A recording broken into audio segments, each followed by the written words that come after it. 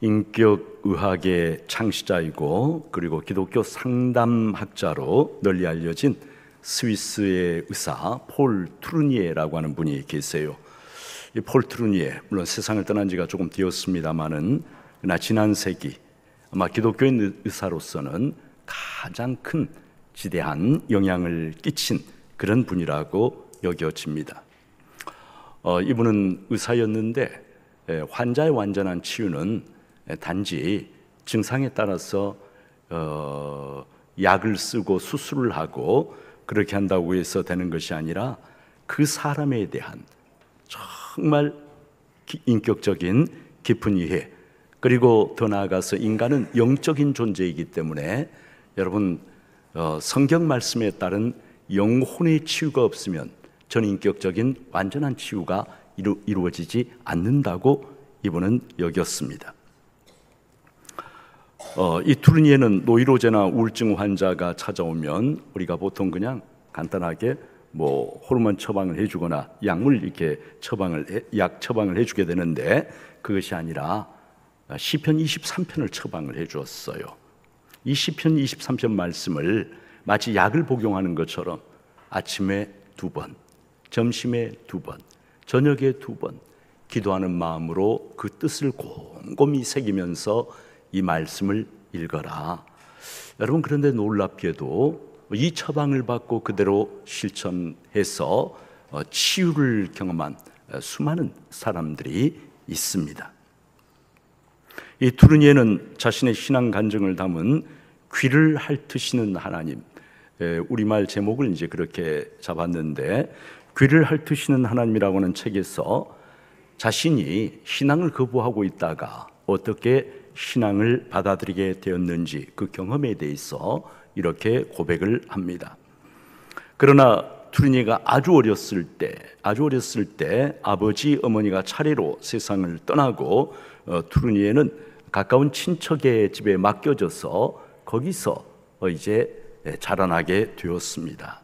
어린 시절에 부모를 잃어버리고 친척 집에서 이렇게 자라나면서 투르니에는 수동적이고 예민하고 그리고 굉장히 폐쇄적인 성격을 가진 그런 사람으로 성장을 하게 되었습니다. 그리고 기독교 신앙에 대해서도 아주 강한 거부감을 가지고 있었어요.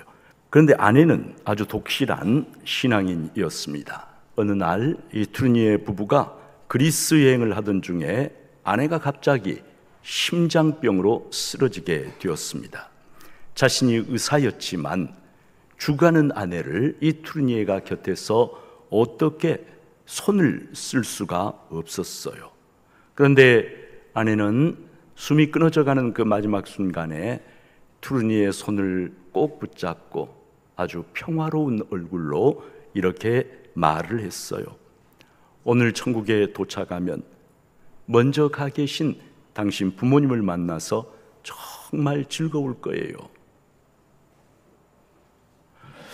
여러분, 고통과 두려움에 일그러진 모습으로 그렇게 하는 것이 아니라 정말 평화롭게, 그리고 천국과 영원한 생명에 대한 확신과 소망을 가지고 그렇게 말하는 아내의 모습이 이 투르니에게 엄청난 충격을 안겨주었습니다.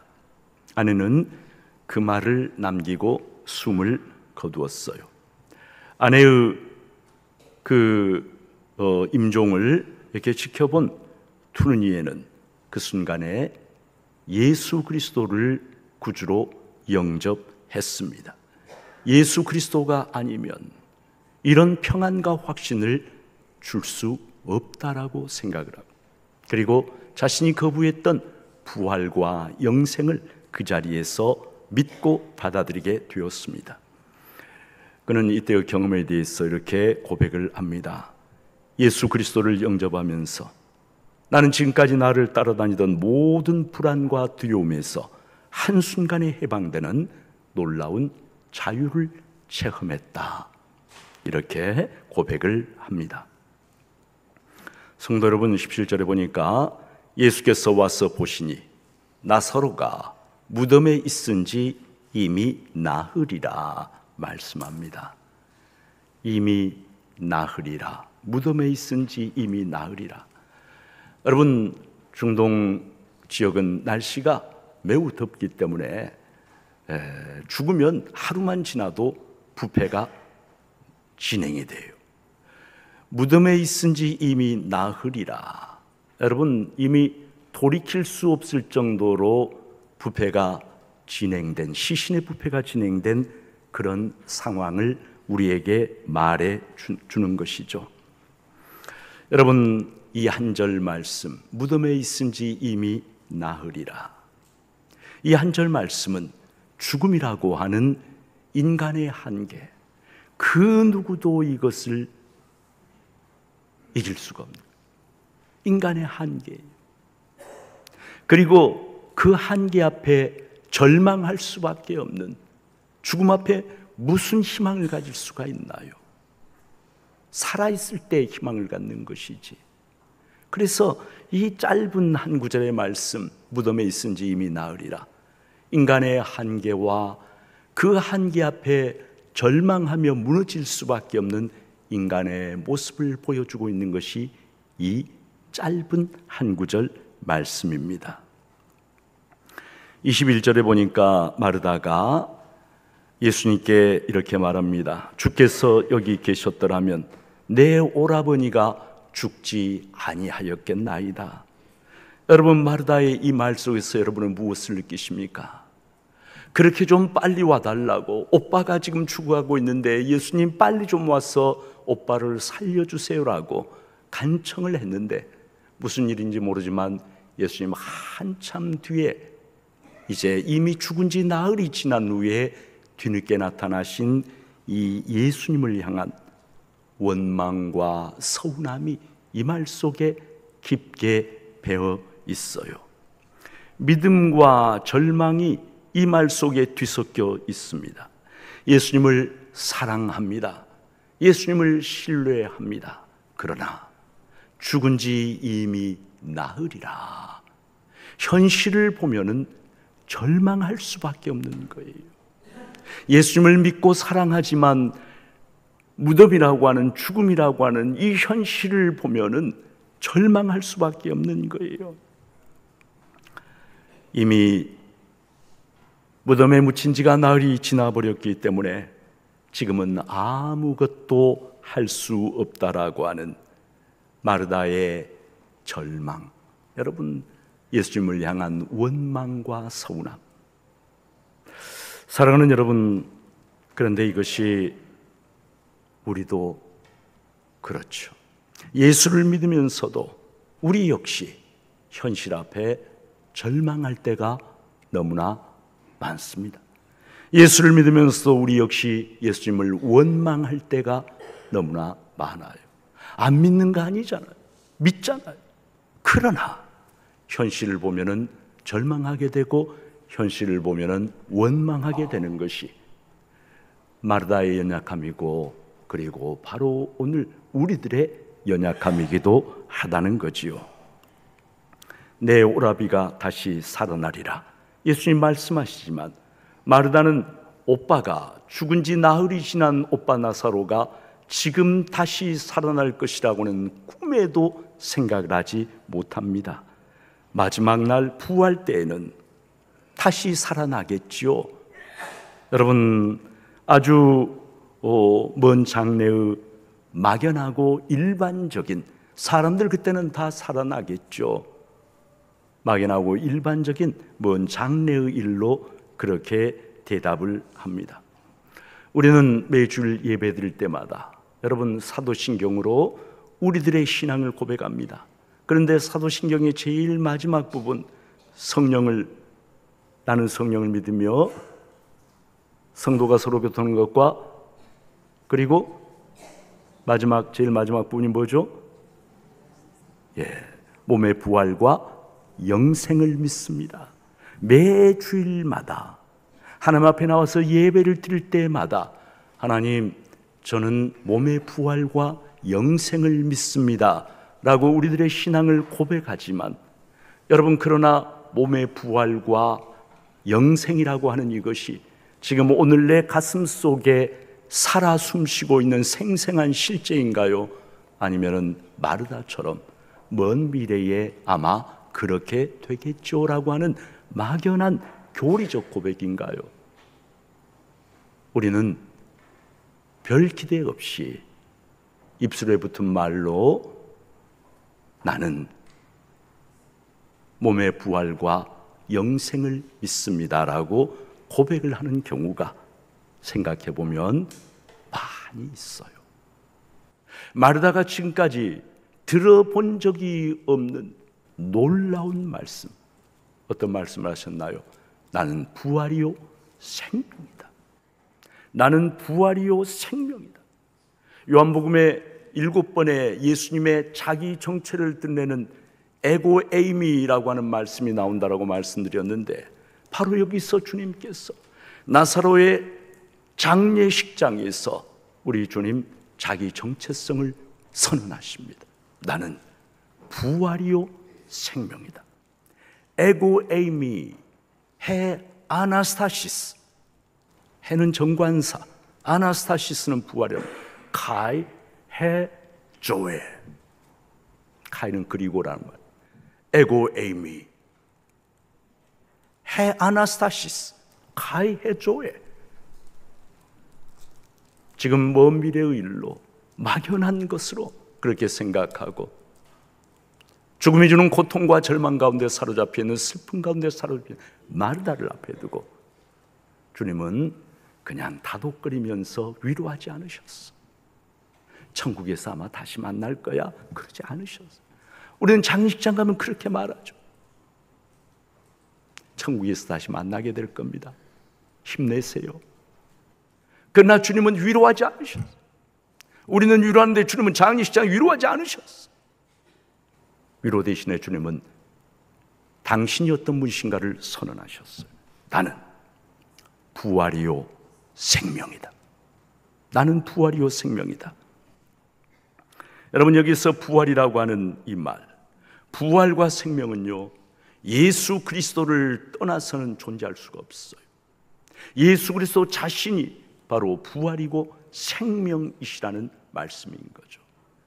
여러분, 많은 사람들이 영원한 생명이 옛날에 진시황제는 불로초를 찾아서 어떻게 했다고 어딘가에 영원한 생명이 있고 어딘가에 죽음을 넘어서는 생명이 있다고 생각하고 찾지만, 예수 그리스도를 떠나서는 그런 것은 존재하지 않는다라고.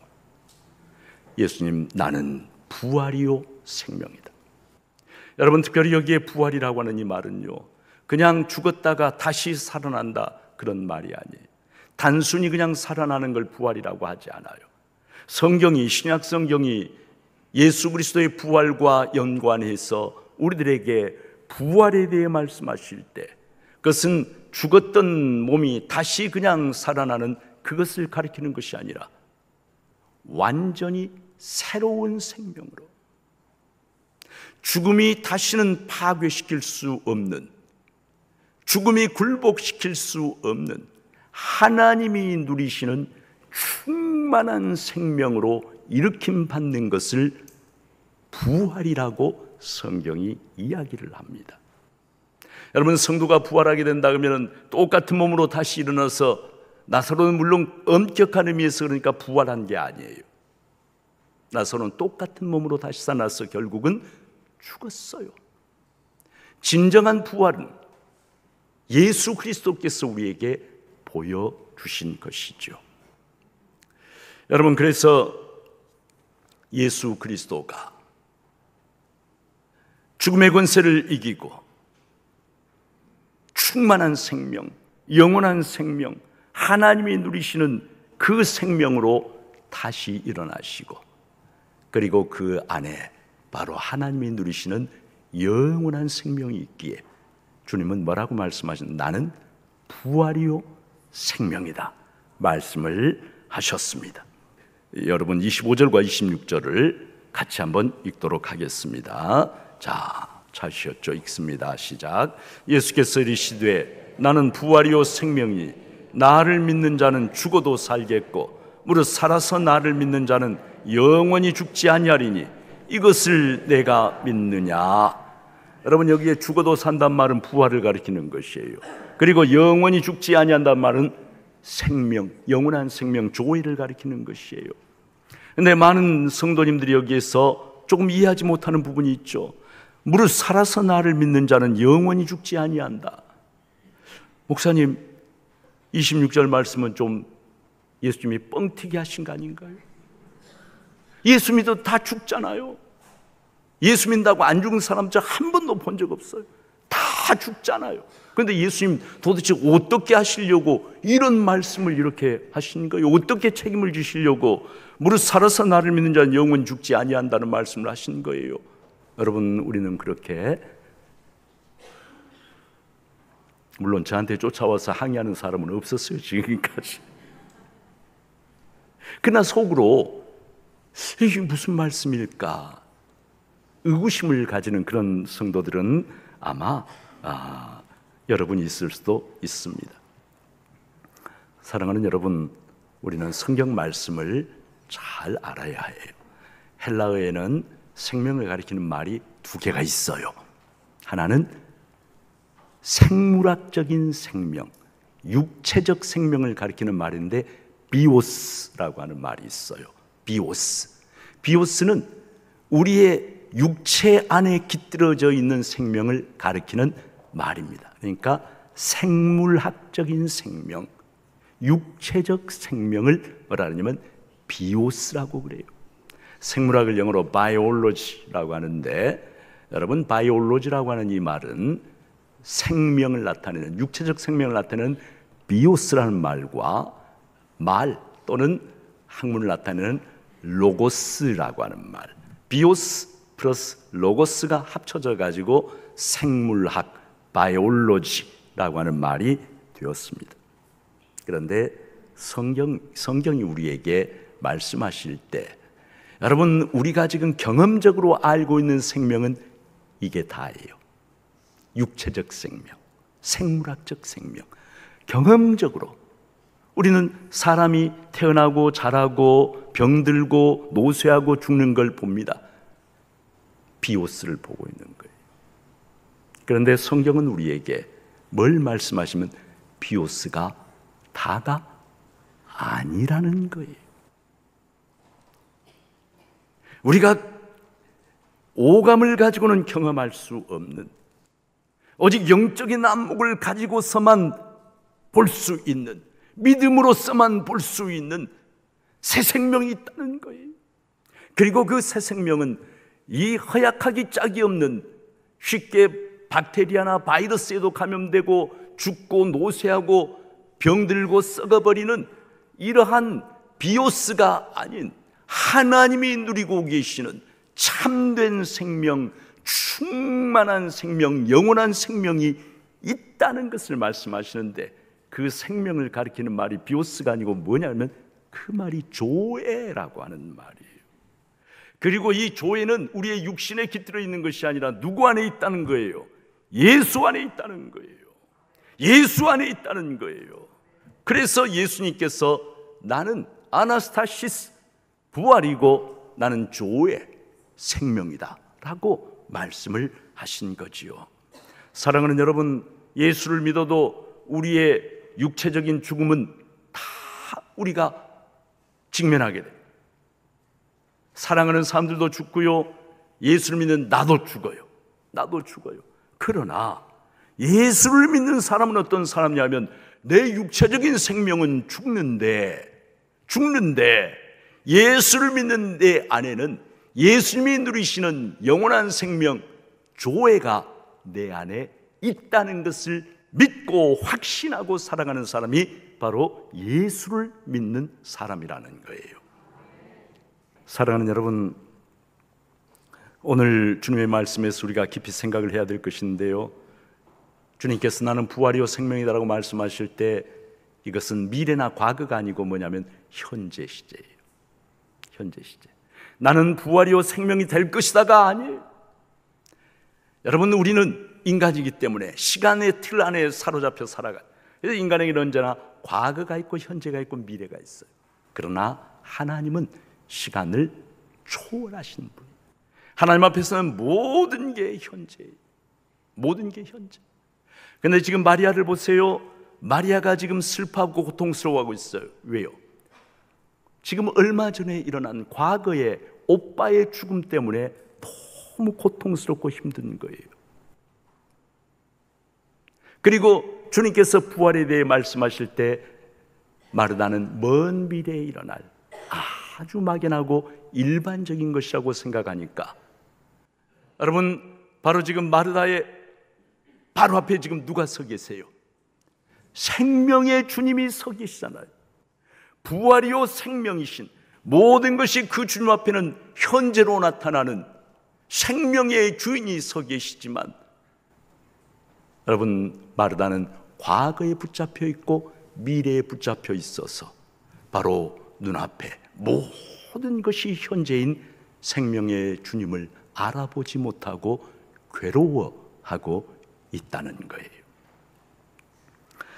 사랑하는 여러분, 영생은요, 우리가 죽게 되면 그때 비로소 취하게 되는 것이 아니라, 성경이 우리들에게 일러주시는 것은요, 예수를 믿는 바로 그 순간에 예수님은 부활이요 생명이신 분이시기 때문에 내 안에 생명이, 영원한 생명이 어디에?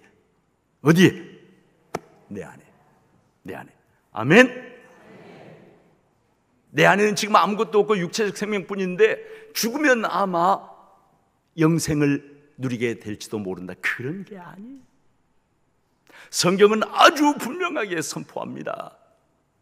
예수를 믿는 사람은 이미 영생을 소유하고 있다. 현재로 이야기를 해요. 영생을 소유하게 될 것이다가 아니라는 거예요.